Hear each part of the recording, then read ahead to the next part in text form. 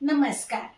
गणगणगणात बोलते स्वादगाथा या माझ्या चॅनेलवर तुम्हा सर्वांचे मनापासून खूप खूप खूप स्वागत आहे. तिळगुळ घ्या, गोड गोड बोला. माझ्या सर्व गोड मैत्रिणींना संक्रांतीच्या खूप खूप खूप शुभेच्छा. आज आपण भोगीची भाजी कशी करायची ते पाहणार आहोत. मी एकदम कमी वेळात आणि थोडक्या साहित्यामध्ये करून दाखवणार आहे. सर्व नवशिक्यांना एकदम परफेक्ट जमेल अशा पद्धतीने मी इथे दाखवणार आहे. तर माझा व्हिडिओ स्किप न करता पूर्ण पहा. चला तर मग आपण करायला सुरुवात करूया. प्रथम आपण त्यासाठी काय काय साहित्य लागतं ते पाहूया. हे पहा, आता त्यासाठी काय काय साहित्य लागतं. एक ढोबळी मिरची, इथे घेवड्याच्या शेंगा आहेत, त्या मी स्वच्छ धुवून निवडून घेतल्या आहेत. 2 कोळी वांगी आहेत, काटेरी वांगी आहेत, फरसबीच्या शेंगा, काही बोरं ही आपल्याला धुवून चिरून घ्यायचे. धुतलेली आहेत मी, स्वच्छ पुसून घेतली आहेत. आता ती बारीक चिरून घ्यायची आहेत. त्याच्यानंतर ही वालपापडी आहे, ही पण मी निवडून घेतली आहे. पहा, याच्यातल्या बिया काढून घ्यायच्या तशा. त्याच्यानंतर डहाळा हा पण सोलून घ्यायचा आहे. गवारीच्या काही शेंगा आहेत, त्या निवडून घेतल्या आहेत. आणि एक गाजर बारीक चिरून घेतला आहे. त्याशिवाय आणखी इकडे एक कांदा बारीक चिरून घ्यायचा आहे, एक वाटीभर वाटाणा, आणि आपल्याला मसाल्यांमध्ये धना पावडर, जिरा पावडर, लसण आल्याची पेस्ट, आणि इथे थोडासा गूळ, तीळ वरण टाकायला, आणि हा चिंचेचा कोळ घ्यायचा आहे. आणि इथे कुटांमध्ये म्हटलं तर सुकं खोबरं इथे मी मिक्सरवर फिरवून घेतलं आहे. 1 चमचाभर त्याची पावडर घ्यायची आहे. शेंगादाणे भाजून त्याचं कूट करून घेतलं आहे. तीळ भाजून त्याचं कूट करून घेतलं आहे, हे तीळकूट. आणि स्वादानुसार मीठ घ्यायचं आहे, आणि फोडणीसाठी तेल. आणि आपल्याला इकडे परत हे लागणार आहे फोडणीचं साहित्य. चला आता आपण वेळ न वाया घालवता लगेचच करायला सुरुवात करूया. हे पहा, कढई तापली आहे. आता याच्यामध्ये मी 2 ते 3 चमचे तेल घालून घेत आहे. तेल तापू द्यायचं आहे. तेल तापलं की आपण फोडणी करून घेऊया. प्रथम आपण काय करूया, ही ढोबळी मिरची चिरून घेऊया. चला तर मी ही भाजी चिरून घेते. तोपर्यंत तुम्ही जर माझ्या चॅनेलवर नवीन असाल तर लवकर लवकर लाईक करा, शेअर करा, आणि हो, सबस्क्राईब करायला विसरू नका.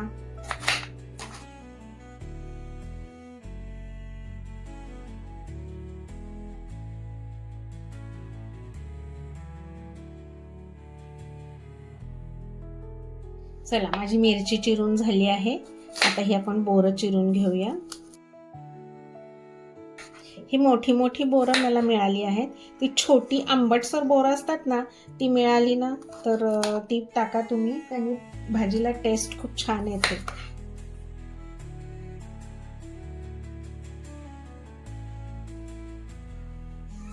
देठ हलवतो. आता ही वांगी चिरून घेऊया आपण. ही वांगी चिरतच आपण आता काय करूया, इथे कढईमध्ये तेल टाकून घेऊया, गरम करायला ठेवूया. लगेच फोडणीची तयारी करूया. वांग्याच्या फोडी मी बारीक करते. या फोडी किंवा शेंगाचे तुकडे तुम्हाला हव्या त्या साईज मध्ये तुम्ही करू शकता.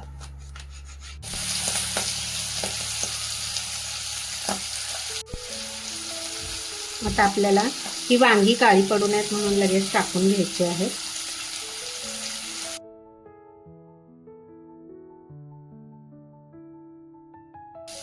आता आपण हे भाजी सगळे सारायचे आहे भाजी इकडे, आणि कांदा टाकायचा आहे. कांदा असा इकडे एका बाजूला व्यवस्थित परतायचा. हे पहा, आता कांदा पण थोडासा परतून झालाय. तर त्याच्यामध्ये आपण ही लसण आल्याची पेस्ट आहे ती टाकून घेऊया.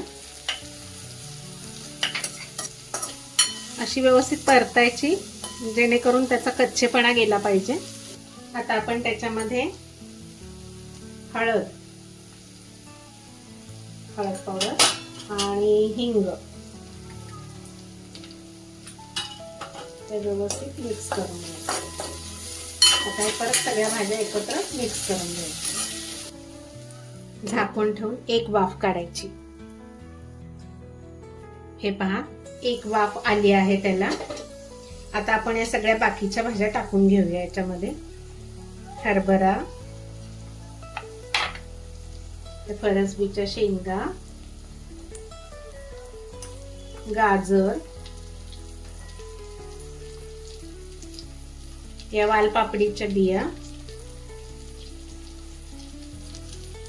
घेवड्याच्या शेंगा,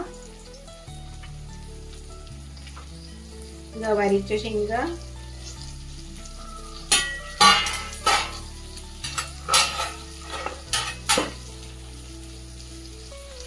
बोरं आणि शिमला मिरची.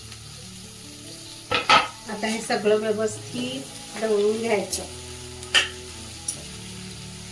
हे पहा, थोड्या थोड्या थोड्या भाज्या म्हणत म्हणत झाली की नाही कढईवर भाजी. आता याच्यामध्ये स्वादानुसार मीठ घालायचं आहे आणि सगळं एकत्र मिक्स करून त्याला एक 3 ते 4 मिनिटाची वाफ काढून घ्यायची आहे. याच्यात पाणी आपल्याला घालायचं नाही अजिबात. त्याच्यामुळे 1 चमचाभर तेल थोडंसं जास्त टाका, कारण आपल्याला त्याच्यावरच ह्या भाज्या वाफवून घ्यायच्या आहेत. हे पहा, वाफ आली आहे छान. मस्त असा सगळ्या भाज्यांचा घमघमाट सुटला आहे.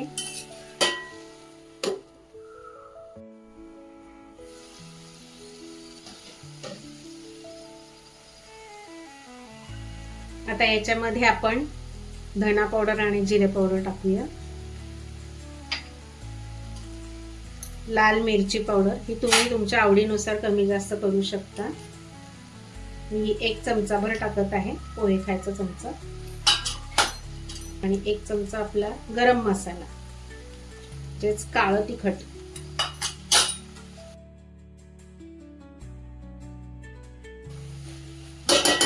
आणि त्याच्यानंतर ही आपली तिन्ही कूट, शेंगाचा कूट, खोबऱ्याचा कूट आणि तिळाचा कूट.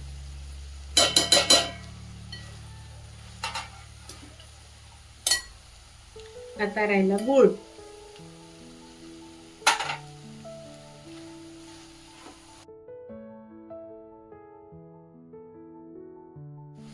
आणि चिंचेचा कोळ.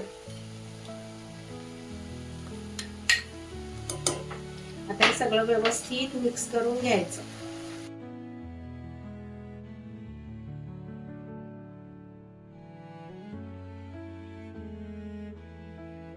आता भाजीची कन्सिस्टन्सी कशी असावी, कशी हवी आहे तुम्हाला, पातळसर आवडत असेल त्याच्यामध्ये काय करायचं, गरम पाणी घालायचंय.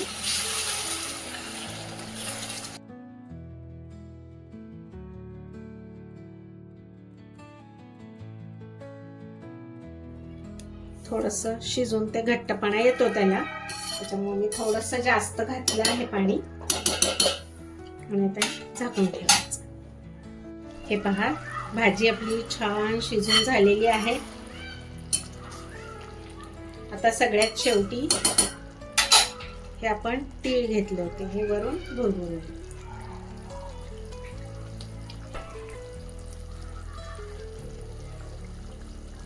झाली ही माझी भोगीची भाजी तयार. गॅस ऑफ करते. आणि त्या भोगीच्या दिवशी ही भोगीची भाजी आणि ही तीळ लावलेली बाजरीची भाकरी अवश्य करून खा. हे पहा, मी आता हे सर्व करते. लोणी, बाजरीची ही गरमागरम भाकरी तीळ लावून केलेली,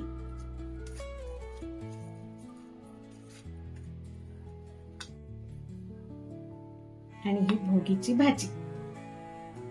तर असा हा भोगीचा मेनू असतो आमच्याकडे. आवडली का माझी भाजीची रेसिपी? तुम्हाला आवडली असेल तर तुम्ही पण नक्की करून पहा. आणि तुमची जर याच्यापेक्षा काही वेगळी पद्धत असेल तर मला कमेंट करून जरूर सांगा. चला, तर अशा स्वादिष्ट रुचकर रेसिपींसाठी पुन्हा पुन्हा भेट द्या माझ्या स्वादगाथा चॅनेलला. लवकरच भेटू आपण पुढील नवीन व्हिडिओमध्ये नवीन रेसिपीसह. तोपर्यंत मस्त खा आणि स्वस्त राहा. माझा व्हिडिओ पूर्ण पाहिल्याबद्दल खूप खूप खूप धन्यवाद. बाय.